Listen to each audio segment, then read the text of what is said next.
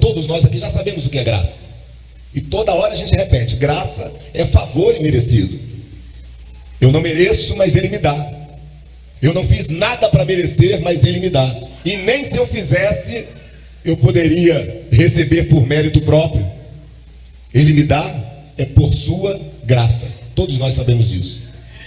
Mas quando entendemos que graça é favor imerecido, nós também precisamos entender que este favor não se restringe e não se limita apenas à salvação. Graça é favor de Deus para conosco. E que favor é esse? A salvação? Sim, também, mas não somente este. Existem outros favores que Deus faz para nós, e todos esses outros também é graça. Considerando então isto, nós podemos dizer que existem pelo menos 3 tipos de graça. Existe a graça comum, existe a graça salvífica e existe a graça capacitadora. Vamos chegar lá. A graça comum é o favor de Deus, é a ação de Deus em favor da humanidade como um todo. É Deus quem dá a chuva, é Deus que dá o frio, é Deus que dá o calor, é Deus que dá o alimento, é Deus que dá o ar que respiramos, é Deus que permite que vejamos a luz dos nossos olhos. Tudo isto vem de Deus, é Deus quem dá a vida. Logo, isto é graça de Deus. Imagine se nós tivéssemos que pagar pelo ar que nós respiramos. Estaríamos mortos. Mas nós respiramos, olha. Isso é graça. Se você está vivo, isso é graça. E detalhe, Deus oferece esta graça não apenas para os crentes, não apenas para a igreja. Deus dá chuva para bons e para maus. Mateus capítulo 5, versículo 45. A Bíblia nos diz isso, que Deus abençoa a todos. A graça dele é para todos. Mas essa é a graça comum.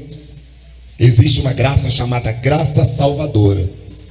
Essa é para todos, mas só é aceita por alguns. E graças a Deus que nós aceitamos esta graça. Aleluia. A graça salvadora são todas as ações de Deus em prol da humanidade para salvá-la do pecado e da perdição eterna.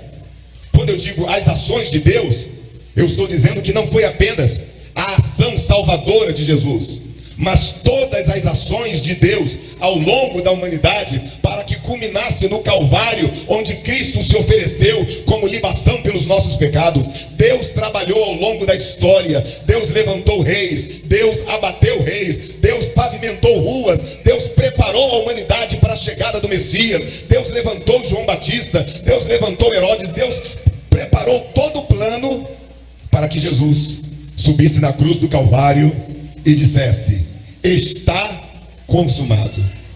Isso é graça. Todas as ações de Deus para a salvação da humanidade. E nós aceitamos essa graça. Mas existe ainda a graça capacitadora. Ou seja, é aquela graça, ou são as ações de Deus para a manutenção da nossa vida cristã. Porque viver sem graça não dá. Viver sem graça é perda de tempo. Viver sem graça, viver sem a graça de Deus é inútil, é em vão.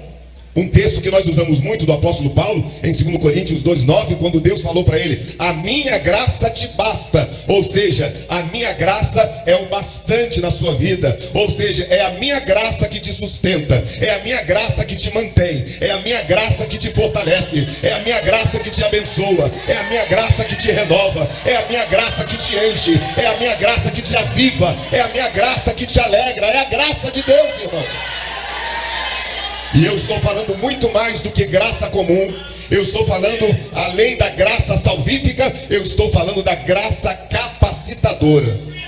Só chegamos até aqui por causa da graça de Deus. Tem um compositor famoso, Marcílio, que ele diz que se Deus puxar da tomada, não canta, não prega e não faz mais nada. Tem gente que pensa que faz e acontece, mas tudo é pela graça. Ninguém merece. É a graça de Deus, irmãos. É a graça que te trouxe até aqui nesta noite. É a graça que tem te sustentado. Louvado seja o nome do Senhor. Quando eu vejo Pedro falando aqui no versículo 9 sobre a graça de Deus em nos tirar